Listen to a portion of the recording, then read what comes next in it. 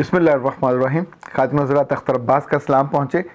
پورے ملک میں کرونا کے ساتھ ساتھ اس وقت وزیر اعظم پاکستان کی مشیر کی گالیوں بھری ایک کلپ بھی وائرل ہے, اور جگہ جگہ نہ صرف لوگ اس کا مذاق اڑا رہے ہیں بلکہ ساتھ ساتھ اس کے اردو ترجمے کا کلپ بھی اتنا ہی مقبول ہو گیا ہے. جب کوئی آدمی بڑا ہو جاتا ہے, معروف ہو اور مقبول ہو, تو انفیکٹ اس پہ مقبولیت کے ساتھ ساتھ کچھ زیادہ ذمہ داری عائد ہوتی ہے. ہم اسے اخلاق اور کردار کے اعتبار سے نہ بھی دیکھیں تو بھی بنیادی انسانی شرف ہے کہ جتنا بڑا عہدہ, جتنا بڑا منصب, اتنی احتیاط زیادہ.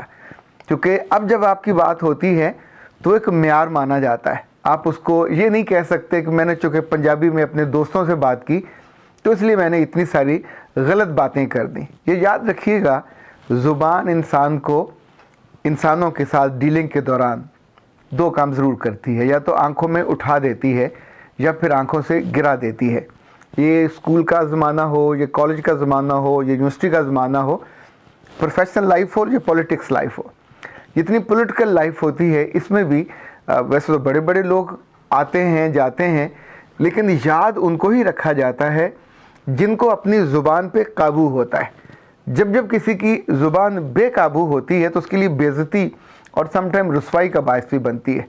ہماری تاریخ میں جناب قائد اعظم اپنی زبان کے بہترین استعمال کے لیے ایک شاندار مثال ان کی لوگ دیتے ہیں. وہ کسی بھی حالت میں ایک بلو دا بیلٹ انہوں نے کبھی کوئی جملہ کہا ہی نہیں. اسی طور پہ علامہ اقبال کے بارے میں پھر جیسے جیسے ہم بعد میں ادوار آتے گئے, پولیٹیکل ادوار میں شاید پہلی گالی کا جو رواج تھا یا ان سے سرزد ہوئی وہ ذوالفقار علی بھٹو تھے. اس وقت وزیر اعظم تھے اور انہوں نے قذافی اسٹیڈیم میں گالی نکالی. پھر ساتھ ہی انہوں نے اپنے وزیر اطلاعات سے کہا, مولانا کوثر نیازی تھا, کہ نیازی اس کو کاٹ دو, اس کو کاٹ دو, پر تب تک تو یہ ہو چکی تھی. اب یہ جو موجودہ مشیر خاص کی یہ گالیاں ہیں, یہ بھی کتنا عرصہ, چونکہ اب آپ کا کوئی لفظ ایسا نہیں ہے جو ضائع چلا جائے. یہ ریکارڈ ہے جو ہو جاتا ہے اور محفوظ رہتا ہے. میں جب سوچ رہا تھا کہ آپ سے بات کروں تو ان کا میں نام بھی اسی لیے نہیں لے رہا کہ مجھے ان کے بارے میں یا کسی فرد کو ڈس گریس کرنے کے والے سے کوئی انٹرسٹ نہیں ہے. اللہ ان کی اس خطا کو معاف کرے, لیکن اس کا جو جواز انہوں نے دیا وہ بہت نامناسب ہے. کہا کہ یہ میں نے پنجابی میں نکالی اور اپنے جاننے والے تھے ان کو نہیں نکالی. یہ جو زبان ہے اس کے بارے میں اللہ کے رسول صلی اللہ علیہ وسلم کا فرمان ہے. یہ دو چیزوں کی انہوں نے ضمانت مانگی کہ اگر تم مجھے اپنی شرمگاہ کی ضمانت دے دو کہ غلط استعمال نہیں کرو گے, اور اپنی زبان کی ضمانت دے دو کہ اسے غلط استعمال نہیں کرو گے, تو میں تمہیں جنت کی ضمانت دیتا ہوں. آپ اندازہ کیجئے, جنت جو سب سے عمدہ, مہنگا اور قیمتی پھل ہے, اس کے لیے یہ آسان دروازہ بتا دیا. اس زبان کی بے احتیاطی کے نتیجے میں ہوتا کیا ہے؟ ہم غیبت کرتے ہیں, چغلی ہوتی ہے, بد زبانی ہوتی ہے, بد لحاظی ہوتی ہے, یہ جو دھوکہ ہے, یہ جو غداری ہے, یہ جس قدر لوگوں کو چیٹ کرنے کی چیزیں ہوتی ہیں, یہ سب زبان سے ہی ہوتی ہیں. اور یہ زبان ہے جو انسان کو منہ کے بل گراتی ہے. یہ زبان ہے جو انسان کو اشرف المخلوقات بناتی. اب جب اپنے آپ گھر میں ہوتے ہیں تو کبھی کبھی اس پہ ضرور غور کرنا چاہیے کہ گھر میں کسی ایک سے زبان درازی نہ ہو.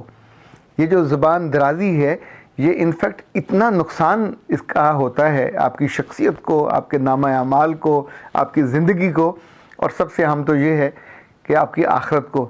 جن لوگوں کو آخرت پہلے یاد نہیں آتی تھی, ابھی یہ اتنی زندگی انسرٹن ہو گئی کہ آپ سوچیں ابھی جو تعداد ہے وہ 900 ہوتی ہے, کچھ دیر بعد پتہ چلتی ہے کہ 1000 لوگوں کو کرونا ہو گیا, پھر پتہ چلتا ہے کہ 1000 سے زیادہ بڑھ گئے. ابھی 2 لوگ مرے ہوتے ہیں, پھر 4 ہوتے ہیں, پھر 6 ہوتے ہیں. یعنی اٹلی جیسے ملک میں اللہ معاف کرے یہ تعداد 7-8 ہزار کو کراس کر گئی ہے. تو زندگی اتنی انسرٹن, اور اس میں ظاہر بے احتیاطی افورڈ ہی نہیں کی جا سکتی. مجھے یاد آیا حضرت عبداللہ بن عمر کی ایک روایت. یہ حضرت عمر فاروق کے صاحبزادے ہیں بڑے, اور امام ترمذی نے ان سے یہ بات روایت کی. تو انہوں نے فرمایا کہ اللہ کے رسول صلی اللہ علیہ وسلم فرمایا کہ مومن میں 4 باتیں کبھی نہیں ہوتی. نمبر 1, مومن کبھی فحش گو نہیں ہوتا, مومن کبھی زبان دراز نہیں ہوتا, مومن جھوٹ بولنے والا نہیں ہوتا, اور چوتھا فرمایا تانے دینے والا نہیں ہوتا, مومن لعنت کرنے والا نہیں ہوتا, مومن زبان دراز نہیں ہوتا اور مومن فوش گو نہیں ہوتا، یعنی جو لفظ ایسے ہوں جو نارمل کانوں کو قبول نہ ہوں، سوسائٹی کی عام ریت میں اور رواج میں نہ آتے ہوں اور آپ کے دل پہ بوجھ بنتا ہو۔ ظاہر ہے ہر کسی فحش لفظ کو کہتے ہوئے سنتے ہوئے آپ کو ڈیفائن نہیں کرنا پڑتا، جس چیز کو آپ سن کے اچھا محسوس نہیں کرتے، اور اس کا تعلق خاص ایک بدی سے اور برے پورے ماحول سے، اور اس کی پوری ڈکشن الگ ہوتی ہے۔ شیخ سعدی علیہ رحمت نے ایک دفعہ ایک لڑائی کا لکھا کہ وہ جا رہے تھے اور انہوں نے دو اندھوں کو لڑتے دیکھا جو آپس میں گالیاں نکال رہے تھے اور برا بھلا کہہ رہے تھے، تو وہاں رکے، پھر انہوں نے جا کے ان سے کہا کہ بھلے آدمی تم ایسا کرو، تم نے جو شوق پورا کرنا ہے بد زبانی کا اور بد لحاظی کا تو یہ کر لو، میں آگے سے جواب نہیں دوں گا، اور دوسرے کو کہا کہ تم چپ ہو جاؤ تاکہ یہ چیز رک جائے۔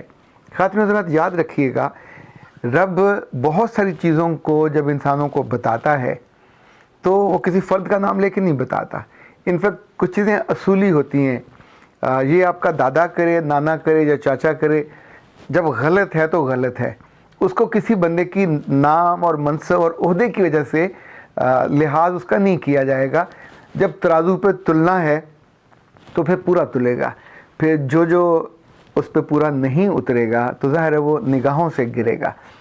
بہت معروف جو عالم ہیں مولانا اشرف علی تھانوی صاحب، ان کے بارے میں نے پڑھا کہ انہوں نے فرمایا تھا کہ یہ جو بد زبانی کرنے والے ہیں، یہ بد لحاظی کرنے والے اور طعن و تشنیع کرنے والے، یہ اپنی زندگی میں خیر سے محروم ہو جاتے ہیں۔ پھر انہوں نے فرمایا کہ یہ لوگ نہیں جانتے پر ان کی زندگی میں جو عیب جوئی ہے اور یہ جو دوسروں کے بارے میں بد زبانی ہے، یہ ان کی زندگی کو بے روح کر دیتی ہے، بے غذا کر دیتی ہے۔ خاتون حضرات، یہ بہت سے لوگ اس پہ بات کرتے ہیں، کبھی کر بھی سکتے ہیں، آپ کے دل میں بھی خیال آ سکتا ہے کہ کوئی لمحہ ایسا ہوتا ہے کمزور سا جب زبان بے قابو ہو جاتی ہے، کوئی کم طاقت کا، کم عقل کا، کم فہم کا آدمی یہ کہے کہ زبان میرے بس میں نہیں رہی تو ہم مان سکتے ہیں، پر انسان کے بارے میں تو یہ نہیں کہا جا سکتا۔ انسان کو اللہ نے بہت سمجھ اور بہت ذہانت دی ہے، یہ کوئی بریک تھوڑی ہے کہ نہیں لگی، زبان جب آپ چاہتے ہیں رک جاتی، اس لیے زبان کے بارے میں کہا جاتا ہے کہ زبان نیکی تک لے جاتی ہے اور نیکی جنت تک لے جاتی ہے۔ سید ابو الاعلیٰ مودودی کے بارے میں نے پڑھا، ان کی کتاب ہے، ان کے بارے میں کسی ان کے محبت کرنے والے نے لکھی، 5 A's زیلدار پارک، اس میں بہت سارے ان کے واقعات درج ہیں کہ سم ٹائم لوگ آ کے وہاں سخت بات ان کی محفل میں کر جاتے تھے اور وہ اس کو بہت آرام سے اس کو اوور لک کر دیتے تھے، یعنی جس بندے نے سب سے زیادہ ان کو ذہنی تکلیف یا اذیت پہنچائی وہ شاید مولانا کوثر نیازی تھے اور دوسرے مولانا ہزاروی صاحب۔ ان دونوں نے ان کے ایون گھر کی خواتین اور گھر کی عورتوں تک کے بارے میں بہت نامناسب باتیں کہیں، پر اس پہ بھی ان کی طبیعت پہ جو انقباس آیا ہوگا، ان کو جو دکھ ہوا ہوگا، ان کو جو افسوس ہوا ہوگا، انہوں نے اس لمحے بھی زبان دراز نہیں کی اور اس کو ان دونوں کو ایون بد دعا بھی نہیں دی۔ سو یہ آپ کے اپنے بس میں ہے کہ زندگی کے اچھے یا برے لمحوں میں، بہت سے لوگ کہتے ہیں کہ جب غصہ آتا ہے تو ہم انگریزی میں بات کر لیتے ہیں، یا جب بہت بری بات کرنی ہو تو اپنی مقامی زبان میں بات کر لیتے ہیں۔ مقامی زبانیں ہوں، اردو ہو یا انگریزی ہو، یہ گالیوں کے لیے تھوڑی ہے، یہ تو کمیونیکیٹ کرنے کے لیے ہے، زندگی کو خوبصورت بنانے کے لیے۔ زندگی کے جو عمومی رنگ ہیں ان میں رنگ بھرنا چاہیے، ان کی خوبصورتی کو بڑھانا چاہیے۔ لوگوں کو جب آپ کی بات جائے، آپ کی آواز جائے تو ان کو بہت اچھا فیل کرنا چاہیے، آپ کے ساتھ کوئی چیزیں اچھی جڑنی چاہیے، نہ یہ کہ آپ کے جو لگیج ہے اس میں اتنی ساری ایسی باتیں جن پہ آپ کو معذرت کرنی پڑے، پھر آپ کو وضاحتیں کرنی پڑیں۔ جب کسی چیز سے معذرت کرنی پڑے، اس کا مطلب ہے وہ نہیں کرنا چاہیے تھا۔ جس چیز پہ وضاحت دینی پڑے یا جواز دینا پڑے اس پہ بھی احتراز کرنا واجب ہے۔ سو یہ کبھی مت کہیے کہ زبان قابو میں نہیں رہتی، یہ کبھی مت کہیے، کیونکہ اس کا کوئی جواز نہیں ہوتا، چھوٹا ہو یا بڑا ہو، یہ ساتھ ساتھ اپنی زندگی میں اس کو روکنا چاہیے۔ اختر عباس کو اجازت دیجیے۔ السلام علیکم ورحمۃ اللہ۔